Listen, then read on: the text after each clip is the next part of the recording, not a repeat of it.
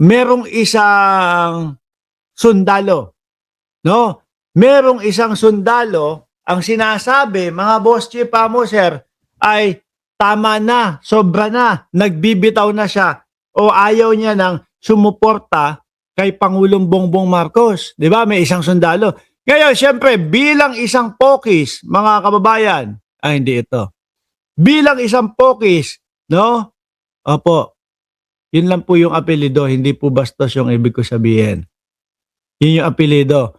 Bilang isang Romeo Pokis, mga kababayan, na nakasuot ng bracelet, nakasuot ng posas nung mga nakaraang araw, mga bossing, sabi ni Chi, wag, ayaw mo sumuporta, wag. Di ba?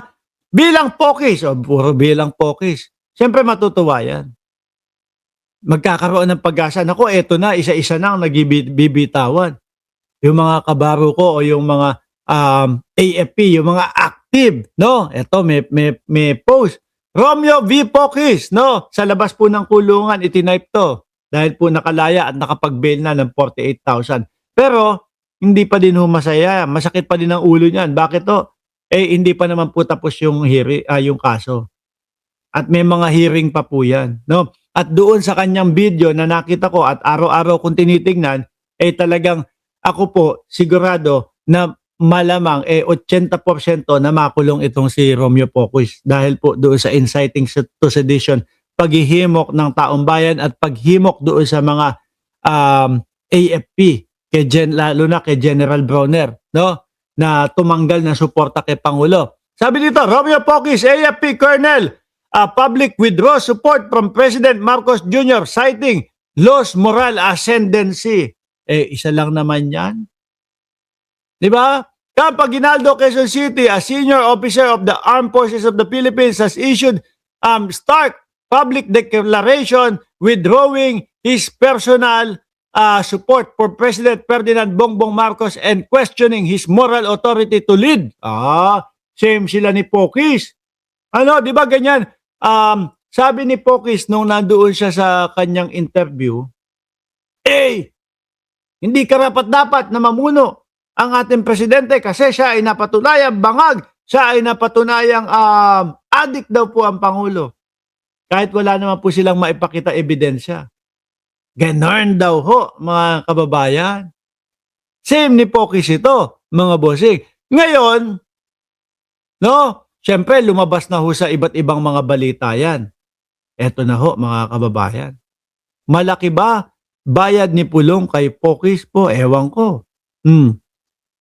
Basta, merong naibalita, mga ilang mga buwan, siguro 1 o 2 buwan, mga kababayan, mga boss chief mo, sir, na si Chavit, meron daw binayaran. Daw ha, hindi tayo sigurado, meron daw mga binayaran para yung mga ganito. Pero ang balita ko doon, mga retired, yung mga trip ni Chavit, no, mga bossing. Ngayon, naipabalita na po, PA Colonel, binawi umano ang suporta kay PBBM. Sobra na, tama na. Nag-withdraw umano ng suporta si Philippine Army Officer Colonel ODA Monggao kay Pangulong Bongbong Marcos Biyernes, Enero 9 ng 2026 ngayong araw. Sa itong mga to, biglang nagugulat na lang ako, hindi ko kilala itong mga ito, no? Sa isang Facebook page, UPI Convenor, retired Air Force Jet Pokis, ibinahagi ang umano'y ganyan. Colonel Odi, ayan niya yung pinost na pag-withdraw. We stand in deep respect and full support of Colonel Odi Monggao, a soldier 34 years old in active service who has chosen conscience over convenience, honor, and silence, country over power. Talagang anuhan nila yan, kakampihan nila yan, mga bossing. Bakit po, mga kababayan? Syempre yan po baka isa sa pag-asa nila na mapatanggal po si Pangulong Bongbong Marcos. Gusto ko, alam nyo, gustong-gusto ko sumasagot ng mga ganito. -3 sa SWS, -3, -15 sa Pulse Asia, -27 sa Publicus Asia. Maiksi kasi ang dila ko, no? Yun na naman, maiksi ang dila ko, okay, no? Hindi ko mabigkas sa mga yan, pero mahaba ang PC ko, malalim ang bulsa ko. Yun ang kaibahan natin. Mahaba dila mo, maiksi ang bulsa mo. Gutom lagi. Laging iiyak. No? Hindi, wag niyong wag niyong para humaba yung vlog natin. Laging iiyak sa 20 pesos na bigas. Yang mga survey ho na yan, mga kababayan, nung pa lang po, election pa lang, mga kababayan, mga boss chief amo, sir. Mga election pa lang ho, alam natin na merong mga senador, may mga congressman, merong mga politiko na alam natin na mga nagmamay-ari o mga nagbabayad pagdating po sa mga ganyang mga survey-survey. Pasensya na ho kayo Hindi ho kami kumakagat sa ganyan. Hindi ho kami bobo. Hindi kami uto-uto. Hindi mahina ang utak namin. Ano? O eto, tignan mo, pinakita mo pa ako. Pinahaba mo pa yung vlog ko.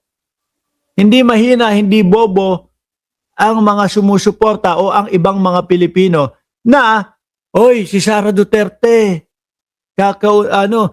hindi sumasagot doon sa kanyang mga issue. Hindi sumasagot si Sara Duterte sa kanyang mga issue. Sige, bigyan ko ng mataas na tiwala yan. Sino maniniwala doon, Brad? O si Bongbong Marcos, eto sinusugpo ang korupsyon. Si Bongbong Marcos, eto tuloy-tuloy yung mga tuloy-tuloy yung mga proyekto para sa mamamayang Pilipino. O sige, hindi ako nagtitiwala kay Bongbong. Kaya, oy mga DDS, kayo-kayo na lang dyan. No? Kayo-kayo na lang ang maniwala sa mga ganyan. Ngayon mga kababayan, meron naman po Major General Michael Lohico, no? Eto, nag-post naman mga kababayan, mga boss chief amo, sir, at ibinibisto itong yung Manggao. Ibinibisto, no? Ang sabi niya dito, mga kababayan, mga boss chief amo, sir, sa kanyang post Colonel Manggao is presently assigned with Training Command, Philippine Army, and it's currently on New Year's break status. No? Naka-break, mga kababayan, nung New Year. Kumbaga, bakasyon. Yung kagaya natin, bakasyon, holiday, no? Okay, sige, nag-file ng bakasyon, pinayagan. Ngayon, sabi dito ni Mike Lohico, no? Major General Mike Lohico, my command has exerted all efforts to reach out to him but has so far been unsuccessful. So ibig sabihin pala, mga boss chief amo, sir, hindi pa bumabalik sa kanyang serbisyo. Nasiyahan ho siguro doon sa bakasyon. Nasarapan siguro doon sa sa walang pasok, hindi muna, baka gumaya kay Bato de la Rosa, hindi muna pumapasok.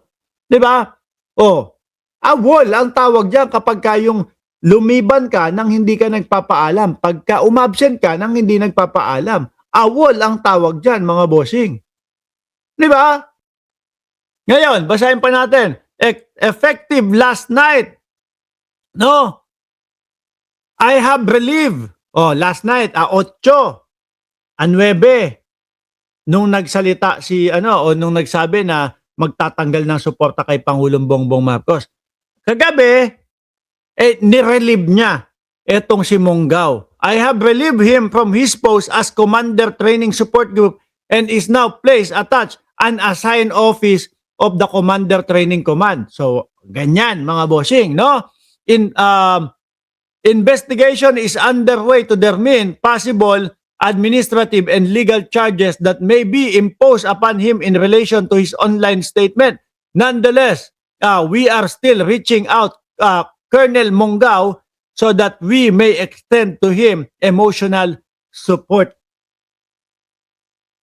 Hindi naman pala pumapasok no? At syempre, kapag hindi pumapasok, magkakaroon niya ng karampatang, wag naman natin sabihin parusa, pero may kapalit yan. Kung mag-aawol ka. Relieve. Siguro nagtampo, babakasyon, napasarap lang naman ako sa bakasyon ko, eh. Nirelieve ako, "Ay, ayoko na nga, tanggal na ako ng suporta kay Bongbong Marcos." Gano'n, sabi ni Ma'am Neng Gigi. Ganyan ang gawain ng mga DDS, mga insulto or bas. Alam niyo ho, sandali lang ha, baka hindi malinaw sa inyo. No, yung mga maiksi ang dila, sabi nga nila, ang cute magsalita ni Mark Ramos, parang Coco Martin, ano? Si Coco Martin walang S. O, ako naman daw walang R. O. Ako, mga kababayan, para doon sa mga DDS, ha? Pagsasasampalin ko kayo eh. Gusto na sampalin ko kayo, kaliwat kanan. Hindi na ako, palitan nyo yung mga naratibo nyo, yung mga bulol, no? Yung mga bayaran, yung mga adik ka din, kagaya ng Pangulo mo, bayad ka kasi, Mark Ramos, palitan nyo yung mga narrative, pagsasampalin ko kaya kayo. Hindi, bakit hindi nasasaktan diyan sa mga ganyan. Walang paki kami sa mga ganyan. Simula pa lang mga nag-vlog kami, nag-umpisa pa lang kaming mag-vlog, alam na namin na may mga basher. Lalo na itong pinili namin na way kung ano yung iba-vlog namin. Alam naman namin na ugaling kalsada kayo, ugaling kalye kayo, mga DDS. Alam na namin yan. Kaya sa susunod, kung ayaw nyong sasampalin ko kayo ng wallet ko. Kung ayaw nyong masampal, galing-galingan yung pambabash, galing-galingan yung panlalait. Dahil pagka ako bumira ng panlalait, naku po, sasabihin mo, nakakahiya pala talaga maging DDS. No? Galingan nyo! Bukas, ito ha. Sandali. Ito sandali. Mga DDS, sa tingin nyo ba masasaktan ako dyan sa mga pinagsasasabi nyo? Kung magpapaalam na ho ako mga kababayan,